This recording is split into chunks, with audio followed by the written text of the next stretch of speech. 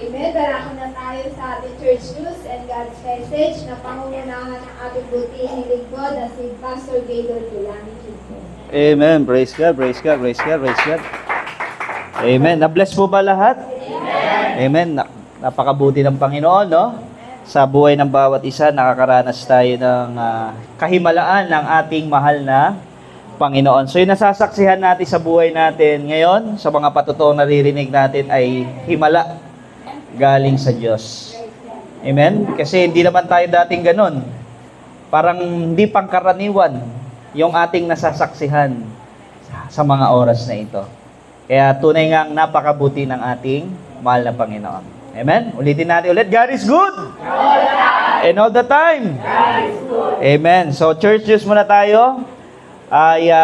Sa March 23, tayo magkakaroon po ng pangalawang taon na anibersaryo po ng Prayer of Faith Lower Calaclan, Purok 5 chapter. Palakpakan natin ang Panginoon.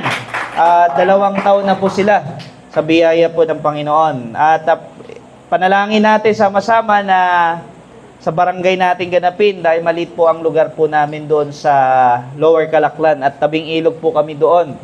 Amen. Ganun pa man ay nawa sa March 23 ay sa barangay kami. O barangay tayo. Amen.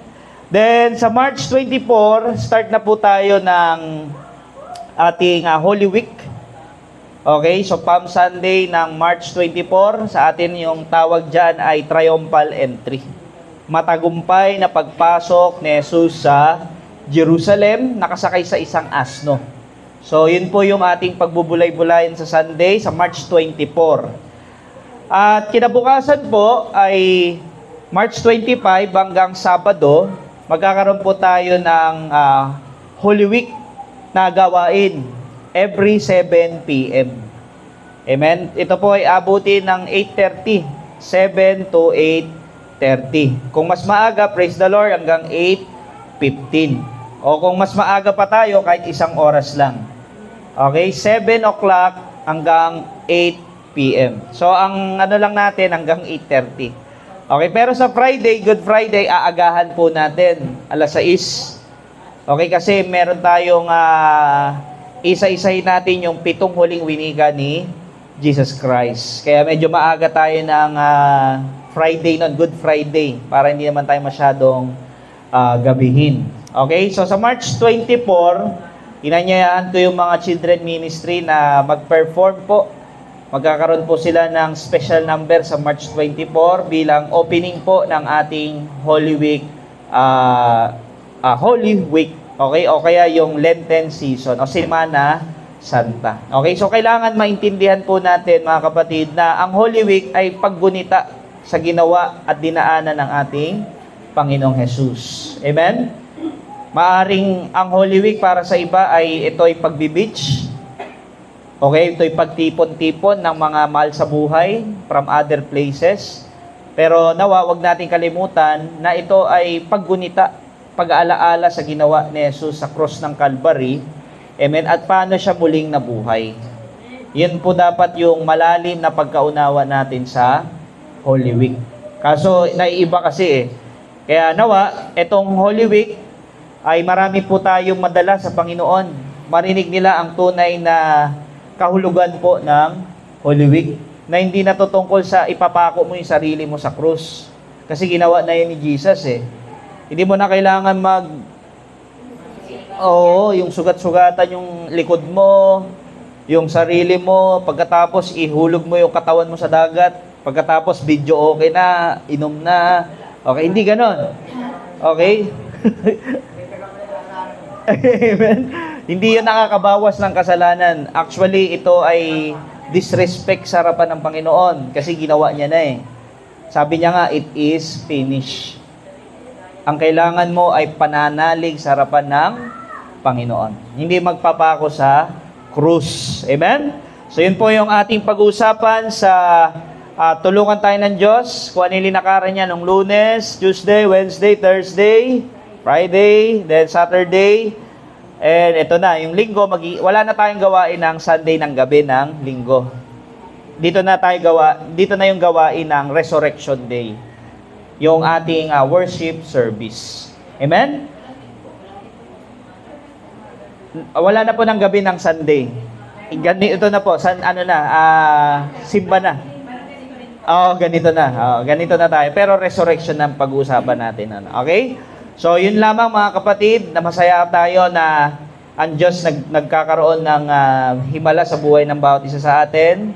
At siya nga pala, i-comfort ng Diyos yung dalawang namatayan dito sa lugar natin. Okay? At sa Lunes po, pupunta ako doon ng mga bandang alas 6 or 6:30 bukas para makapag-preach. Dadali natin yung speaker. So kung available po kayo, ay pwede kayo sumama para marinig nyo rin po ang mensahe tungkol sa mga ganyang lamay. Mga 6:30 o kaya alas 7, mga ganun. O mga gabi po. Gabi po.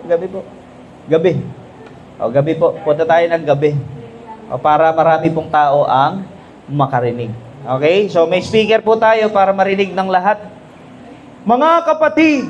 Diba? Marinig lahat, no? Amen. Ewan ko lang kung ano mangyayari sa kanila. Amen. Pero ganun pa man, isang malaking oportunidad dito. Amen. Na marinig nila ang salita ng katotohanan tungkol sa buhay. Amen. So yun po. Tuloy-tuloy pa rin tayo. Wednesday, meron tayong prayer meeting. Tapos meron din tayong pananalangin tuwing Sabado. Amen. O lobby ng Diyos na makasama yung iba sa atin. Amen. Sabi mo sa katabi mo, sana makasama ka. Amen. Wednesday at saka Sabado. Amen? So, pinagpipray natin yung bawat isa, pati yung lugar natin na pinupuntahan, mga hinahayuan. Kailangan natin ng prayer. Hindi pwede lakas lang natin. Kailangan natin pagsama ng Panginoon. Amen? Marami pa tayong upuan na napupunuin. Meron pa doon. Amen? Meron pa parating na 30 upuan. Kasama niyo pala sa prayer yung mga upuan natin. Amen? So, continuous pa rin yung prayer natin. Tapos, bago mag-Holy Week, meron na tayong TV. Pag-pray natin, magkaroon tayo ng TV monitor. Palakpakan natin si Lord. Okay, so kasabay nun, ay lobby ng Diyos na magkaroon tayo kahit 2 electric fan. Tapos masaayos ko na yung electric fan, Sister Jean, baka magalit sa akin. Okay, so salamat, may nag-pledge ng 1 electric fan dyan. Okay, isa na lang. Yung ating magiging offering sa Holy Week, ay yun po, pambibili natin ng isa. Okay, kasi 2,000 mahigit yung bibili natin, yung isang wall fan. 2,000 mahigit yung presyo. Okay, tapos merong isa nag-pledge, tapos isa pa para mapuno natin. Amen? Excited ba kayo sa mangyayari?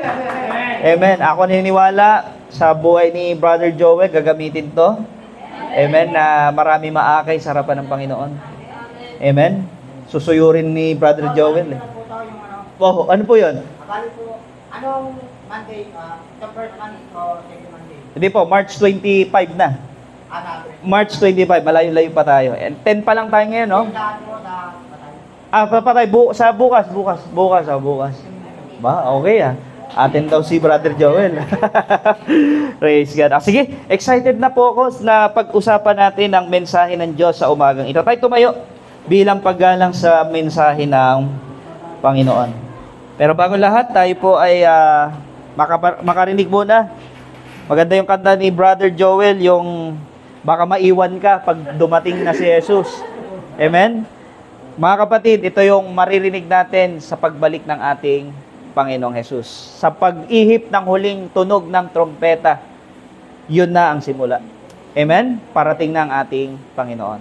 Praise God. Tayo po ay itaas natin ating mga kamay at ang kinin natin na mga panalangin natin sa Diyos ay tinanggap na natin. Amen?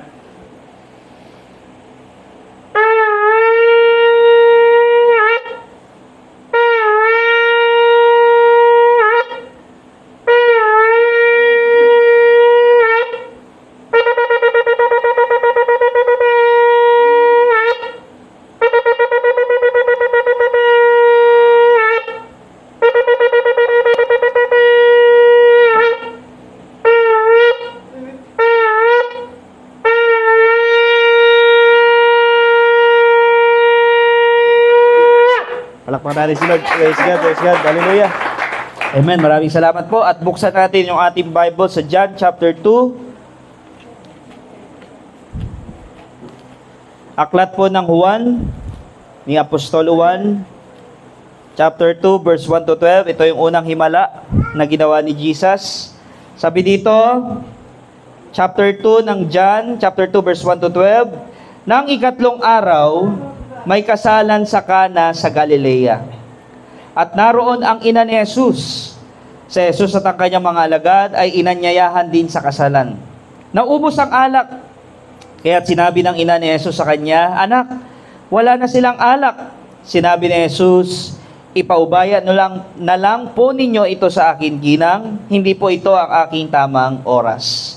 Sinabi ng kanyang ina sa mga naglilingkod, "Gawin ninyo ang anumang sabihin niya sa inyo." May 6 na mga banga doon at ang bawat isa ay naglalaman ng 20 hanggang 30 galon. Ang mga ito ay nakalaan para sa paghuhugas ay sa ritual ng mga Hudyo. Sinabi ni Jesus sa mga tumutulong doon, "Punuin ninyo ng tubig ang mga banga." At pinunungan nila ang mga banga na halos mag-umapaw. Pagkatapos sinabi niya, "Kumuha kayo ng kaunti at dalhin ninyo sa namamahala ng handaan." Dinalhan nga nila ang namamahala at tinakpan nito ang tubig na naging alak. Hindi niya alam kung saan nanggaling iyon, subalit alam ng mga sumalok ng tubig. Kaya tinawag niya ang lalaking ikinasal at sinabi, "Ang masarap na alak ay unang inihahain. Kapag marami nang nainom ang mga ito, saka inihahain ang mga mababang uri. Ngunit sa huli ninyo inilabas ang masarap na alak." At nangyari ito sa Kana sa Galilea. Ang unang himalang ginawa ni Jesus, sa pamamagitan nito ay inihayag niya ang kanyang kalwalhatian at naniwala sa kanya ang mga alagad niya. Pagkatapos nito, pumunta si Jesus sa Capernaum kasama ang kanyang ina, mga kapatid, at ang mga alagad. Sila'y nanatili roon ng ilang araw. Amen. Purihin ang kanyang salita. Tayo po'y manalangin. Salamat, Lord, sa word. Dalangin po namin sa mensaheng aming maririnig. I-bless mo po. At dalangin po namin, Lord, na ibuhos mo po ang iyong karunungan, pangunawa, kaliwanagan sa mga mensaheng aming matutunghayan ngayon. Lord, ikaw po maparangalan, banal na Espiritu, puspusin mo po kami. Mangusap ka sa puso ng bawat isa. At dalangin ko pong ikaw ang tunay na mangaral sa buhay namin. Salamat po in Jesus' name. Amen. So tayo makakapo na, mga kapatid. Maraming salamat po. Tunay nga napakabuti ng Diyos sa atin. Amen. At ang ating pag-usapan ay isang unang himala ng ating Panginoong Jesus.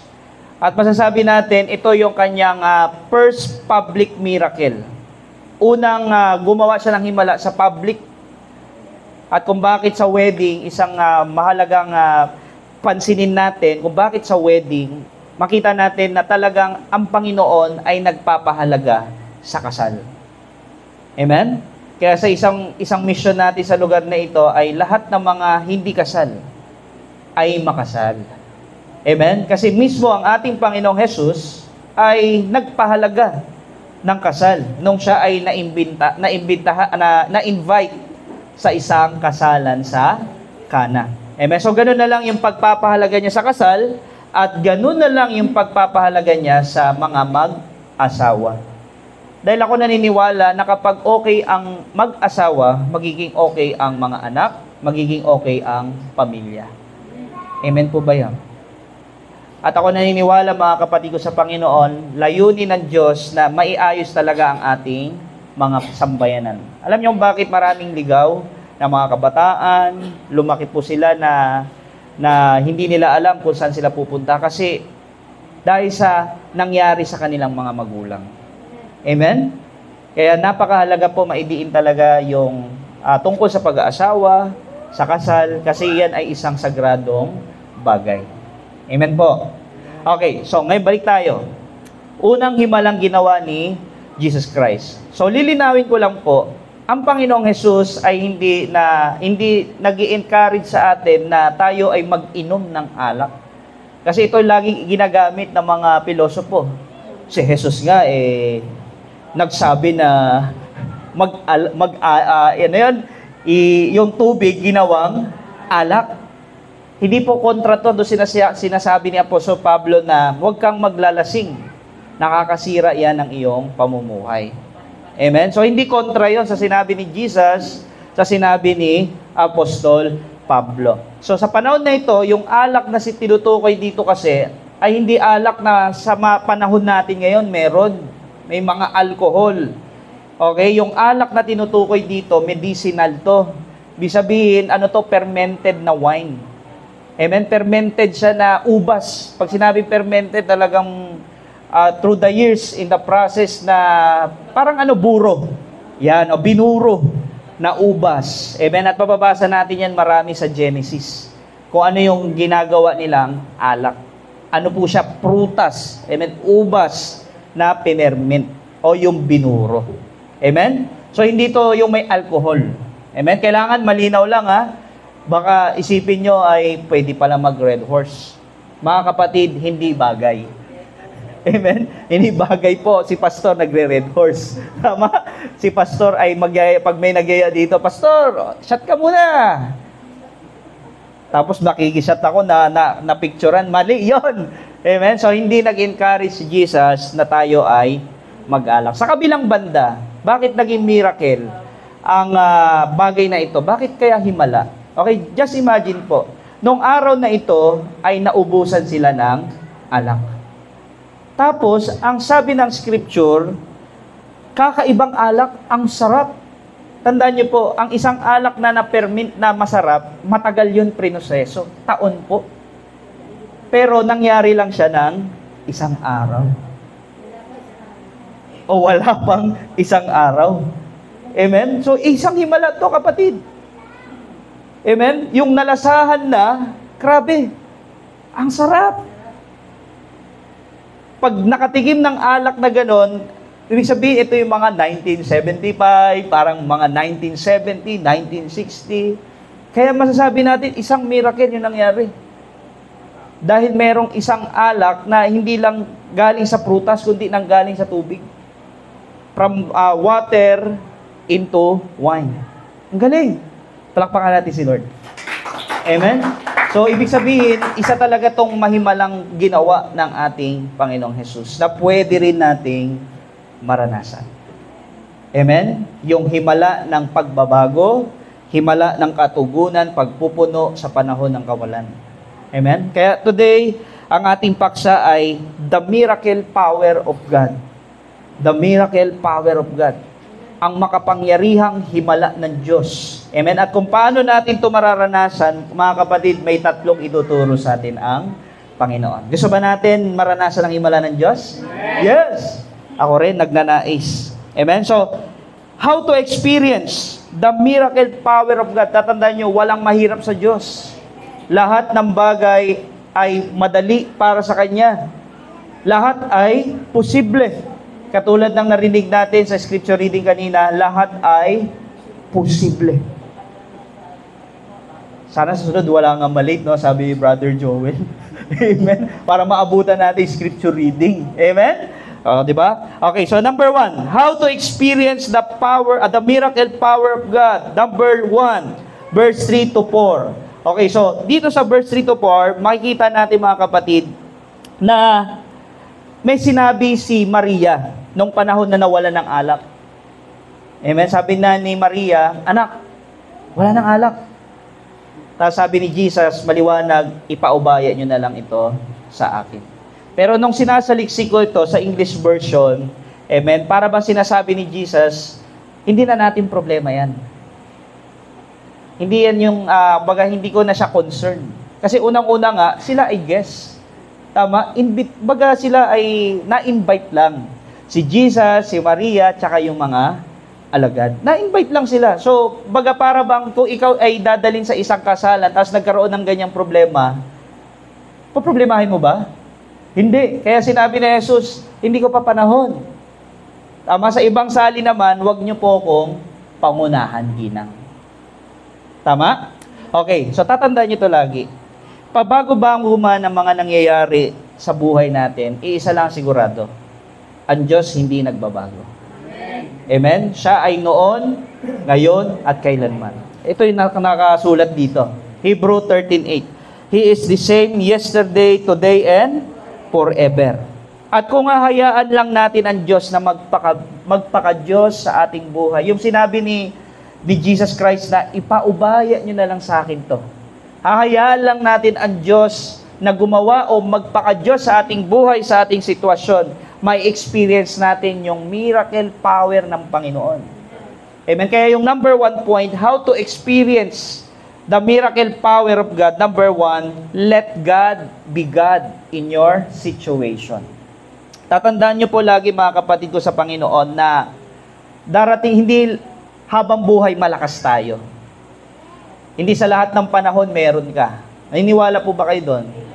Hindi sa lahat ng panahon yung parang feeling millionaire ka. Hindi sa lahat ng panahon laging kumakain ka ng masarap. Tama? Pero tandaan niyo po to. Sa panahon ng kawalan, sa panahon na para bang naubos na, hayaan mo ang Diyos doon. Amen po ba yun? Let God be God in your situation. Huwag kang malungkot. Huwag mong kaawaan yung sarili mo. Huwag kang maawa sa kalagayan mo. Hayaan mo ang Diyos maging Diyos sa iyong sitwasyon. Amen? Okay, so nakita natin, meron lilinawin ko lang isa pa, yung conversation ni Maria tsaka ni Jesus Christ. Kasi pag magbabasa po kayo ng scripture, mababasa nyo sa verse 3, may capital letter na A, anak. Hindi small letter A. Kapag magbabasa po kayo ng Bible, kapag small letter A, anak ang tinutukoy, parang anak. Halimbawa, si Carlota, kunyari tatay niya ako, anak ko siya. Parang ganon. Pero yung anak na capital letter A, tumutukoy sa Son of God. Anak ng Diyos. Anak ng kataas-taasang Panginoon. So tumutukoy ito kay Jesus Christ. Okay? So yung paglapit ni Maria kay Jesus Christ ay pag-acknowledge ni Maria na si Jesus ay Diyos. Tapos sinabihan niya si Maria na ginang. Pansin niyo bakit hindi ina? Ginang, woman. Yung sinabi ni Jesus kay Maria. So para bang sinasabi na ni Jesus, sa oras na ito, hindi mo ako ngayon, anak, ako ay Diyos mo rin. Tama? Kaya walang word, mali yung word na Mother of God. Yung capital letter M, tapos G, tandaan nyo, walang nanay ang Diyos. Diyos nga eh. Ibig sabihin ng Diyos, wala nang tataas doon. Wala nang hihigit doon. Amen? Siya ay Diyos. Diyos siya. Okay ba yun? Malinaw po.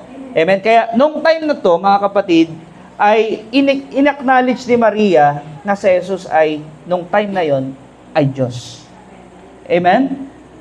Kaya, mga kapatid ko sa Panginoon, ang dapat talaga natin pagkatiwalaan ay hindi tao, kundi ang Diyos. Amen ba yan? Amen. Maraming mga tao, saan sila nagpipray? Kay Maria. Tama? Pero tatandaan nyo, hindi Diyos si Maria. We respect Mary, pero hindi Diyos si Maria. Amen? Ang Diyos po ay ang ating Panginoong Jesus. Siya po ang Diyos. Siya po ang makapangyarihang Diyos. At mapapansin natin, ang gumawa ng himala sa kwentong ito, hindi si Maria, kundi si Jesus. Amen po ba yan? Na kung pagkakatiwalaan natin si Maria ay si Jesus sa buhay natin, tunay nga mararanasan natin yung himala ng Panginoon. Amen? Huwag tayo pong ma-deceive. Amen? Sa mga bagay na nakalakihan natin.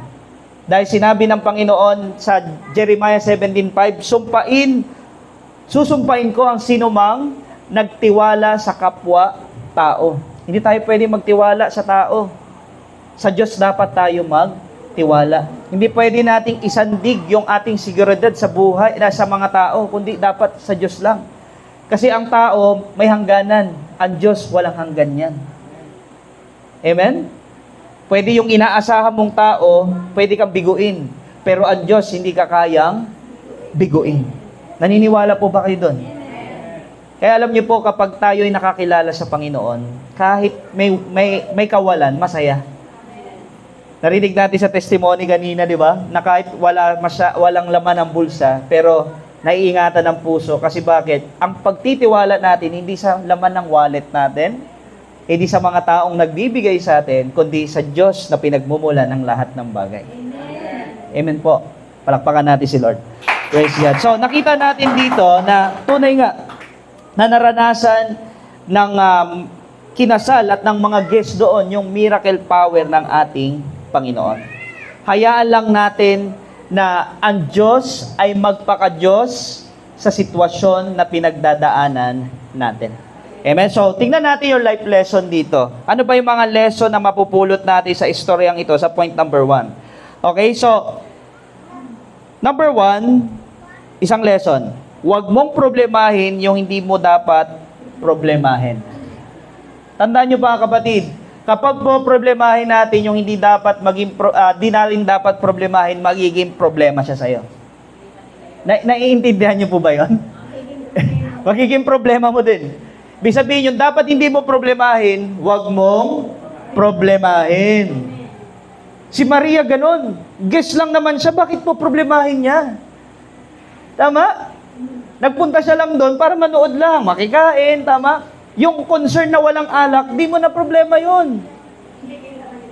Amen? Minsan sa buhay natin, madalas tayong makialam. Amen? Hindi naman dapat. Kaya minsan, isa lang problema mo, nadadagdagan. Hindi naman dapat problema, pero nagiging problema kasi pinoproblema mo. Sabi mo sa katabi mo, magbagong buhay ka na. Amen? Kaya lagi tayo nai-stress. Dapat masaya lang ang buhay, simple lang ang buhay. Pero yung dapat problemahin, hindi dapat problemahin, pinoproblema mo, katulad ni Maria. Hindi dapat niya problema yung wala nang alak. Tama? Problema yun ng mga namamahala sa handaan, sa catering service doon sa lugar na yon. Kasi sila yung nagpahanda. Tama? Sila yung namamahala. Hindi yung problema ng guest. Ang guest, ang problema niya lang, umupo lang, manood lang. Tapos kung merong sabit-sabit, magsabit ka lang. Yun lang problema mo. Pero yung alak, kung naubos, hindi mo na problema. Amen ba yun? Oh. Problema na nila yun. Okay? Matuto dapat tayong ganyan mga kapatid. Kasi hindi na tayo yung madalas may mga kausap kayong ganyan. Yung wala ka naman dapat problemahin, pero bakit naman problema ka? Hindi mo naman problema yan. Yan. Amen? Malinaw po. Pangalawang lesson. At kung may problema ka at hindi mo alam gagawin mo, sa Diyos ka lalapit. Amen? Sa Diyos ka dapat lumapit. Minsan nagkakamali tayo kasi pag may problema tayo, mali ang linapitan natin. Kaya nadadagdagan na naman yung ating problema. Amen? Paano kaya kung si Maria mali ang linapitan?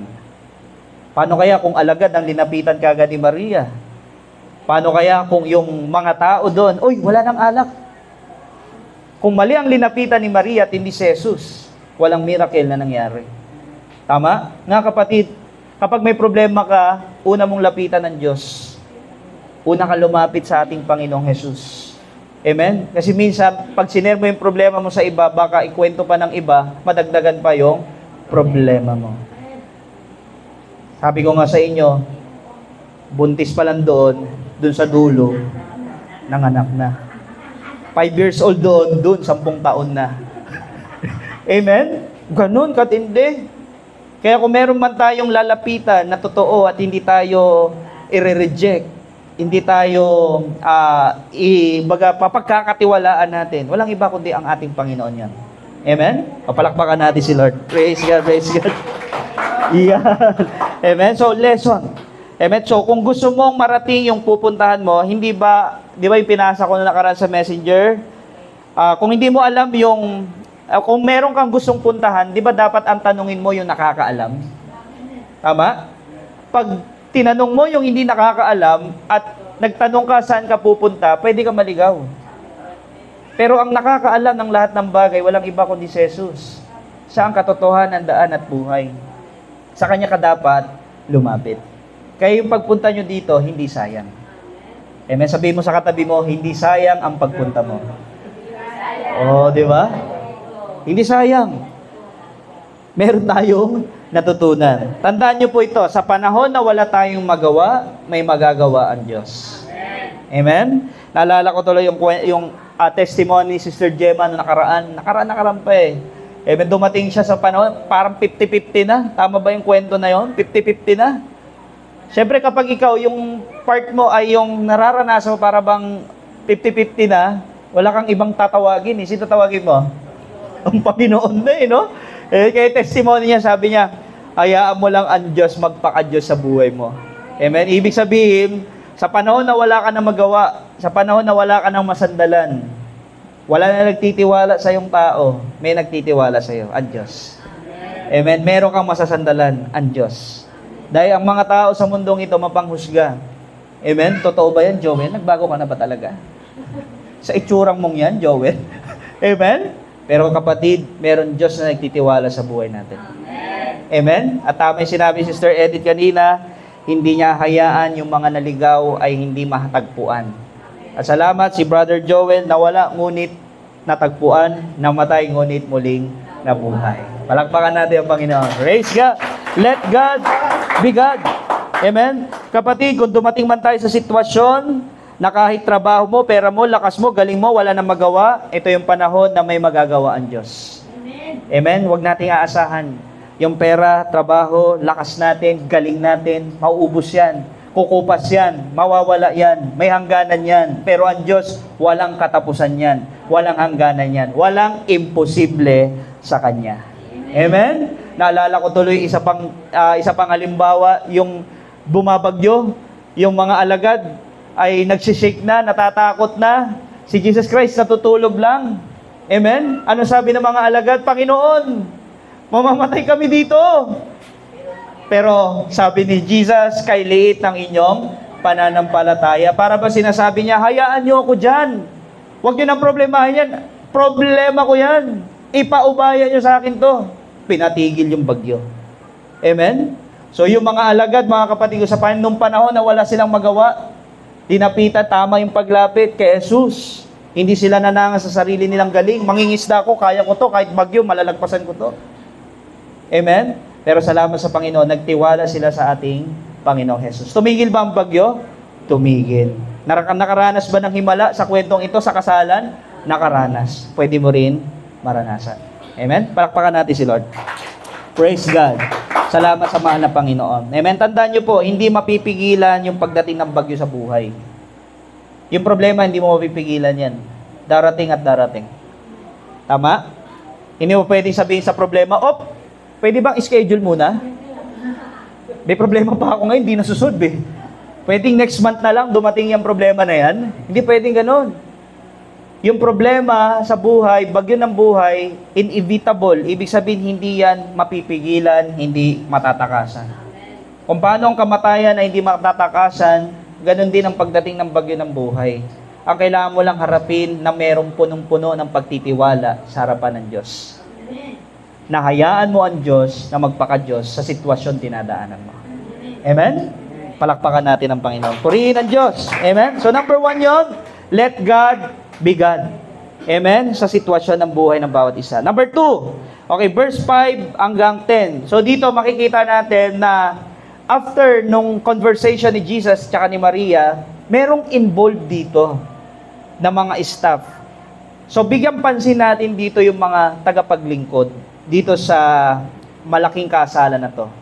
Amen? So wala silang pangalan, pero kailangan natin bigyan sila ng credit. Kasi kung hindi dahil sa naging involved sila, walang miracle na mangyayari. Amen? So sabi doon sa verse 6, tingnan nyo po, sa verse 7, sinabi ni Jesus sa mga tumutulong doon, sa English version ay mga servant. Jesus said to the servants, amen, punuin ninyo ang tubig ang mga banga. So ibig sabihin mga kapatid sa Panginoon, merong involvement dito yung mga staff. Okay? Merong involvement. So kung walang involvement tong mga staff na to, yung mga tagapaglingkod ng panahon na ito sa handaan, walang mangyayaring miracle. Kaya yung number 2 na gusto ituro sa atin ng Diyos, kung gusto talaga natin ma-experience yung miracle power ni Lord, napakahalaga maging involved ka sa ministry. Amen? So number 2 na gusto ituro sa atin ng Diyos, be involved in ministry of God. Maging kabahagi ka, maging involved ka sa ministeryo ng Panginoon. At yung ministry ito nitukoy nito, ito po yung gawain ng Diyos. Pag sinabing ministry, trabaho po. Amen? Trabaho po ng Panginoon. At ang pinaka main goal ng Diyos ay maraming mga ligaw ang mahanap. Maraming makalapit sa harapan ng Panginoon. Katulad nangyari kay Brother Joel. Amen? Sa mga bago natin, kila Brother Judy. Amen? Nakita ko pa to si picture, si Brother Judy. Binibigyan ng flyers noon. Hindi pa ganyan. Amen? Si Brother Junjun. May pagbabago. Praise the Lord, no? Malaking pinagbago. So, hinahanap ng Diyos marami pang tao dito sa lugar na ito. Yun ang main goal. At kung magiging involved tayo, mararanasan natin nga yung miracle power ng Panginoon. Amen? At alam niyo po mga kapatid sa Panginoon, sino yung pinakanamangha dito sa kwentong ito? Yung mga naging involved. Kasi sila yung nagsalok ng tubig eh. 'Di ba? Ang sabi ni Lord, punuin niyo yung banga. Ang taas nun. Tapos alam nila tubig yun eh. Pero sabi ni Jesus, mag-ano kayo ng konti tapos ibigay doon sa ano. Nagulat sila. Tubig tong sinasalok natin kanina. Bakit naging alak? I believe na kapag tayo naging involved, tayo yung unang makakaranas, makakakita ng mga miracle ng Panginoon. Amen po ba yun? Amen? Sabi mo sa katabi mo, maging involved tayo. Amen? Huwag mong hayaan na tagapakinig lang tayo. Amen? Huwag natin hayaan na taga-upo lang tayo. Amen? Maraming trabaho sa gawain ng Diyos sa sambahan na pinagkatiwala sa atin ng Panginoon. Amen? Hindi lang yung sasama ka sa hayop. Meron po, nakakatuwa yung sa atin iba nagwawalis. Amen? Yung iba sa atin ay sumusuporta sa pagkain. Amen? May nagluluto. Iba-iba yung ating ginagawa. Hindi naman ibig sabihin na hindi ka sumasama sa misyon ay wala ka nang ginagawa. Pero nawa, magkaroon ka ng kaisipan o puso na magkaroon ng bahagi. Hindi naman ibig sabihin maliit yan, wala na yung halaga sa gawain ng Diyos. Tandaan niyo po, walang maliit, walang malaki na pagtatrabaho sa gawain ng Diyos. Kapag pinagsama-sama natin lahat yan, isa ang goal niyan, mapaunlad ang gawain ng Panginoon. Amen? So ngayon, tanong ko po sa inyo, naghahangad po ba tayong lahat dito na mapaunlad ang gawain ng Diyos? Amen? Naghahangad po tayo. Kaya nawa, katulad ng preaching ko na nakaraan, magkaroon tayo ng pagkakaisa. Amen? Magkaroon po tayo ng pusong makibahagi. Hindi lang basta tayo uupo dyan. Amen? Magsabi po kayo kung ano po yung pwede nyong tawag nito, maibahagi sa gawain ng mahal na Panginoon. Amen? Kasi hindi usapin kung ano yung kondisyon ng bulsa natin. Pastor, wala akong pera ngayon. Okay lang. Ang mahalaga yung puso. Yung mga naglilingkod dito, mga kapatid ko sa akin, nagkaroon sila ng pusong masunurin eh. Tama? Isa sa pinakamahalaga talaga yung pusong masunurin. Maging servant ka. Amen? Sa harapan ng Panginoon. Kasi hindi ka magiging involved sa ministry kung hindi mo hindi ka magkakaroon totohanang pusong mapaglingkuran ang ating mahal na Panginoon. Amen? Tandaan niyo po, hindi nasabi sa Bible yung pangalan ng mga tagapaglingkod. Pero malaki yung naging bahagi nila sa kwento. Na kung wala sila, hindi magaganap yung first miracle. Pwedeng iba yung gamitin, pero makita natin, no name, unknown. Basta sabi lang, mga servant. And I believe sa oras na ito, hindi mahalaga kung sikat ka. Mahalaga tapat ka kahit wala nakakakita sa'yo. Amen? Hindi ko man kayo nakikita lahat, pero na-appreciate ng Diyos ang lahat ng ginagawa niyo para sa gawain ng Panginoon. Amen? Amen po ba yun?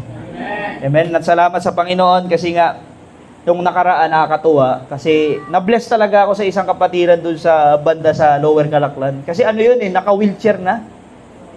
Naka-wheelchair na. Mild stroke po kasi yun. Ganun na siya maglakad Tapos may tungkod. Tapos ngayon naka-wheelchair para at least makalibot-libot siya. Nakakatawa sa Panginoon kasi nga kahit ganun yung kanyang kalagayan, Nagpipray sa mga tao doon. Amen. Nagsishare ng Word of God. Amen. Ewan ko, nakita nyo na sa picture yon. Yung nag-pray. Opo, yung nag-pray doon sa isang kapatira. Sabi ko, tagal ko hinahanap to. Buti natagpuan ni kapatid. Salamat sa Panginoon. Sabi ko, doon ko nakita na hindi talaga usapin kung ano yung kondisyon ng katawan o yung kondisyon ng bulsa, kundi mahalaga yung kondisyon ng puso. Hanggat nandoon yung puso naglilingkod sa Diyos, hindi ka mapipigilan ng anumang kahinaan mo, ng anumang kakulangan mo, kasi puso mo maglingkod sa Diyos. Amen? At ito po ang pangako ng Diyos sa mga naglilingkod sa Kanya. Ang sabi dito sa Exodus 23, chapter 23, 25, 26. Ito yung pangako ng Diyos. Sabi dito, akong si Yahweh, ang siya lamang ninyong paglilingkuran. Tignan niyo po ito, pasasaganahin kayo sa pagkain at inumin. Wow! At ilalayo sa anumang karamdaman. Amen? Saan man sa babaeng Israelita ay walang makukunan o mababaog, at bibigyan ko kayo ng mahabang buhay. Gusto ba natin mahabang buhay? Paglingkuran natin si Lord. Amen? Maging involved ka sa ministry ng Diyos. Amen? Kaya deklarasyon natin kay Sister Edith, nung birthday niya. Ilang taon na po kay Sister Edith? 83.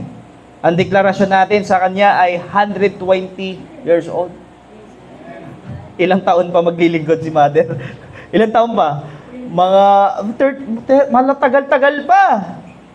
Amen? Mahabang buhay ang kanyang pangako sa mga naglilingkod sa Kanya. Amen?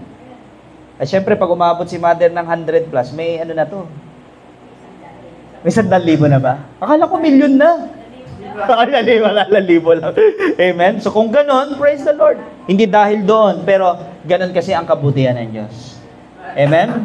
Maraming katulad nung Sabado ata, after nung panalangin dito, pumunta ako doon, yun sa namatayan nga. Amen. At nakakagulat kasi nga namatay siya sa yung panahon na hindi na nagising. Kaya biyaya ng Diyos na yung natulog ka tapos hindi ka na nagising. Kaya biyaya ng Diyos, nagigising tayo. Maraming tao hindi nagigising. At yun po yung isa sa mga nasaksihan ko doon. Sabi nung kapatiran ay yung hinahayuan natin doon, Pastor, hindi na nagising .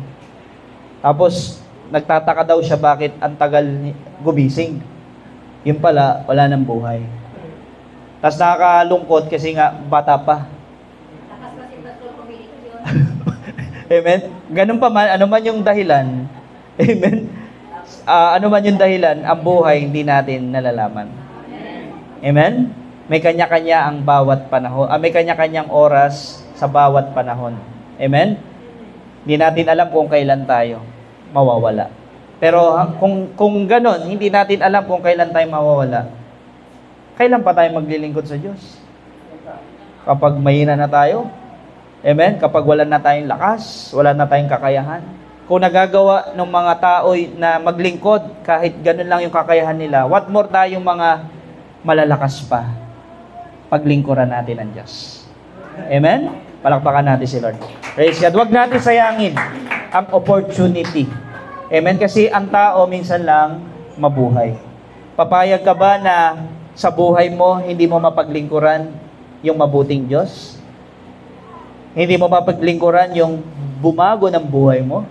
Amen? Kaya alam niyo po, isa sa mga miracle talaga na naranasan natin dito, yung may nababago sa buhay natin. Amen? Ayan talaga yung himala. Akala natin yung himala, yung magic na biglang nangyari. Hindi pangkarya. Pero alam niyo po, isa sa mga miracle nangyari sa buhay natin, may nababago sa buhay natin. Dati irritable tayo. Amen? Marami akong mga nasagap na balita sa inyo. Amen? Dati ganon kayo. Ngayon, parang hindi na daw. Amen? Salamat sa Panginoon. Unti-unti, nababago. Nagkaroon ng pagbabago. Kaya sabi ko sa purihin ng Diyos, nakakaranas ng himala ang mga kapatiran sa biyaya ng Panginoon. Amen? Palakpakan natin si Lord. Praise God! That is the miracle power of God. Why? Kasi involved sa ministry at kayo po yung nakakasaksi ng mga kamanghamanghang bagay na ginagawa ng Panginoon. Amen? Nabibless po ba kayo sa mga patotoo? Sayang wala si dito ko lagi nakikita si Nanay, Sister Nanay Elba. Di bali sa susunod susunduin ni Brother Joel yun. Yan, sabay na sila. Amen, praise God. So number 3, na gusto ituro sa atin ng mahal na Panginoon. Tandaan niyo po yun may pangako sa mga naglilingkod sa Diyos. Number 3, sa verse 11 to 12, mapapansin natin dito na sabi, ang purpose talaga ni Jesus kung bakit nagkaroon ng miracle doon, para ipahayag niya kung sino siya. Ang sabi dito, sa pamamagitan nito, inihayag niya ang kanyang kaluwalhatian. Ibig sabihin, yung pagka-Diyos talaga ni Jesus nandoon. Amen? Pero may napansin ako dito. Amen? Nung nagpahayag si Jesus sa public na yan, yung mga alagad lang yung nanalig. Tapos sa verse 12, sabi dito, pagkatapos, pumunta si Jesus sa Capernaum. Sino daw ang kasama niya? Kasama niya ang kanyang ina, kapatid, pati yung mga alagad. Ang sabi ko, nung binabasa ko to, saan na yung iba? Sayang. Tama? Yung mga nakakita sana ng miracle ni Lord, yun na sana yung time na para sila ay magtiwala, sumunod, sumama din kay Jesus Christ. Kung public yun, kung wedding yun, ang daming tao, ang daming guests, pero iilan lang yung sumama kay Jesus after nun. Tama? So, sa madaling salita, mga kapatid ko sa Panginoon, maraming tao gusto ng himala, pero hindi gusto ang naghihimala. Amen? Hindi gusto si Jesus, gusto lang yung miracle, hindi yung pinagmumulan ng miracle. Pero kung gusto nyo talagang maranasan yung miracle power ng Diyos, be with Jesus. Number 3 yan. Kailangan kasama mo si Jesus sa lahat ng buhay mo. Sa mga mahalagang event ng buhay mo, dapat kasama mo si Jesus. Tandaan nyo po, hindi naging special ang event na ito kung wala si Jesus doon. Amen? Naging extraordinary yung event na yon kasi merong inimbitahan si Jesus. Paano kaya kung wala sa eksena si Jesus? Walang himala. At sa buhay natin, tatandaan nyo to lagi, pag wala si Jesus sa buhay mo, walang mababago sa buhay mo. Pero dahil nasa iyo si Jesus, tinanggap mo si Jesus, katulad tinanggap ni Carlota kanina, merong magbabago sa buhay mo. Amen? Merong gagawing pagbabago. Magugulat ka, mamamangha ka. Amen? Dahil dati ito yung ginagawa mo, ngayon magbabago yan. Amen? Dahil hinayaan mong makapasok si Jesus sa iyong buhay, sa iyong puso. Amen po ba yun? Nararanasan po ba natin yung pagbabago? Ako, praise God, ako, nabibless din ako kasi pag umaakyat ako dati, tsaka ngayon, naranasan ko magkaiba. Dati pag umaakyat ako, walang presensya ng Panginoon. Pero ngayon, pag umaakyat na ako, parang may kakaibang kagalakan, kasiyahan. Kasi bakit? Nandito si Jesus Christ. Amen? Narito ang ating Panginoong Jesus. At handang-handa ang Panginoon na baguhin ang mga tao sa lugar na ito, makaranas sila ng tunay na kapayapaan sa buhay, ng tunay na buhay, ng tunay na kaligayahan sa buhay na hindi nila mararanasan sa ibang tao. Tanging kay Jesus lang. Amen? Kaya kung makaranas man tayo ng himala, huwag tayong tutulad sa 10 kitongin. Tama? Na nung nakaranas ng kagalingan, ano nangyari po sa 10? Siyam yung nawala. Isa lang yung bumalik. Mga kapatid, ganun din yung nakaranasan natin. Marami tayong in-invite, marami nakaranas ng kagalingan, pero laging isa lang ang bumabalik. Laging iilan lang yung nagpapatuloy. Amen? Buti na lang si Brother Joel. Pang-ilan niya na ngayon? Pang-4 na ata, pangatlo? O pangatlo na, pakpakan natin si Lord. Praise God. Ba't kaya siya pupunta dito? Ano kaya mapapala niya? Kung isipin natin, ganun, no? Ano kaya mapapala niya? Pero salamat kasi nakikita natin, nag-uumapaw sa kanyang puso yung Panginoon sa buhay niya. Amen? Noong una, pwedeng hindi mo paniwalaan. Amen? Joel ba to? Tapos sinuhubaran pa tayo, may tattoo ko. Amen? Pwede hindi mo paniwalaan sa una. Ano bang ginagawa ng taong ito dito? Pangalawa, pwede hindi mo paniwalaan. Pero ito, pangatlo, tapos nagsasabi pa na dapat di kayo malid. Amen? Tinataas pa yung Bible. Amen? Paniwalaan natin salita ng Diyos. Tunay nga, nag-uumapaw sa buhay niya yung Diyos. Amen? Nasa kanya si Jesus. Sumasa kanya ang Panginoon. And I believe na gagamitin siya ng Panginoon. Naniniwala po ba kayo doon? At ang struggle ni Brother Joel, yung mga nakapaligid sa kanya. Amen? Kasi kahit tayo, nagulat eh. Amen? Si Joel, kasama ka na dyan? Sabi pa nung mga nandun sa dulo, kasama ka na pala dyan? Nagulat sila. Namangha sila. Para ba sa kanila, abnormal to? Joel, normal ka pa ba? Parang gano'n ang sinasabi eh. Pero salamat sa Panginoon kasi gumawa ang Diyos sa kanya. Amen? Yung nagsimula dun sa nag-aayos lang ata siya ng ng electric fan. Sa picture kasi nag-aayos lang siya ng electric fan. Nakaupong ganyan. Sabi sa akin ng kapatid, Pastor, magsisimba daw yan sa Sunday. Talaga ba? Amen? Hindi ako naniniwala. Pero iba gumawa ang Diyos. Amen? Kasi si Brother Joel, lagi ko lang ito nadadaanan eh. Magbubuhat ng buhangin. Oh, brother, kamusta? Ganyan lang. Pero salamat, nakaupo na siya ngayon dito. Palakpakan natin si Lord. Amen? Himala yan ng Panginoon, mga kapatid. Amen? And I believe marami pa. Lalo na yung mga nagsasabi na hindi ako mapupunta dyan. Darating ang panahon. Amen? Kasi dati rin kayong ganon. Amen ba yan? Amen? Ano mapapala nyo dyan? Amen? Bakit kayo lagi nandyan? Pero salamat. Ngayon, ito, kasama ko na kayo ngayon. Amen? Mabuti ba ang Diyos? Amen. God is good? All the time. In all the time? God is good.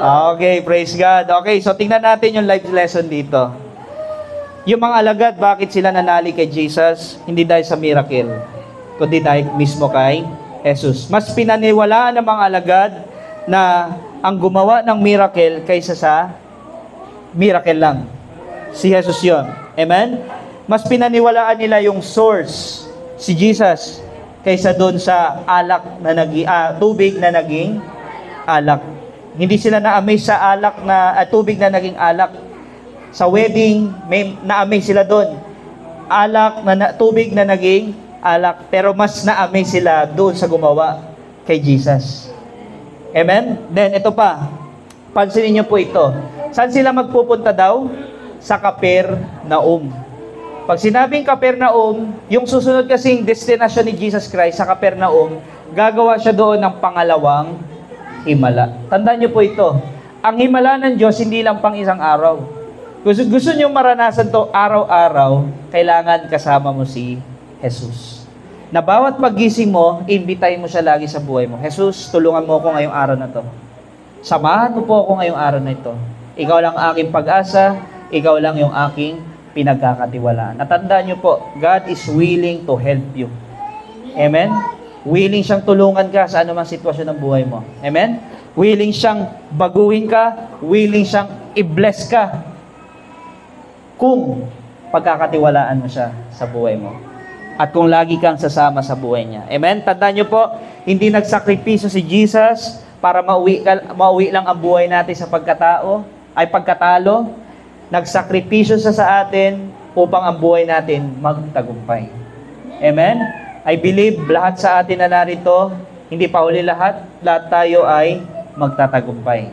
Amen? Makita ko po ang inyong mga pamilya, mga anak, apo, nagtatagumpay sa buhay. Amen? Si Brother Joel, makita natin isang araw, nagpipreach na. Amen? Tunay nga binago ng Panginoon. Amen? Malay niyo isang araw, si Joel magpastor. Ay, niwala po ba kayo doon? Amen. Parang bagay, no? Pastor Joel. Kaya susunod, malilinis na yung ano niya, mga tato-tato niya. Amen? Diba? Tatanggalin na yung demonyo dito. Amen?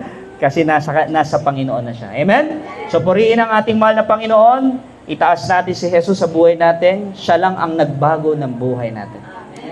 At the greatest miracle na natanggap natin sa buhay natin, yung nakilala natin ang Diyos at nagpakilala siya sa atin. Amen? Buti na lang. Palakpakan natin muli ang Panginoon. Praise God! Tayo tumayo. Magpasalamat tayo sa mahal na Panginoon. Salamat po sa Lord. Tayo tumayo mga kapatid, banalangin tayo. Magpasalamat tayo sa Lord. Marami pong salamat Panginoon na narinig po namin ang magandang bagay na ito.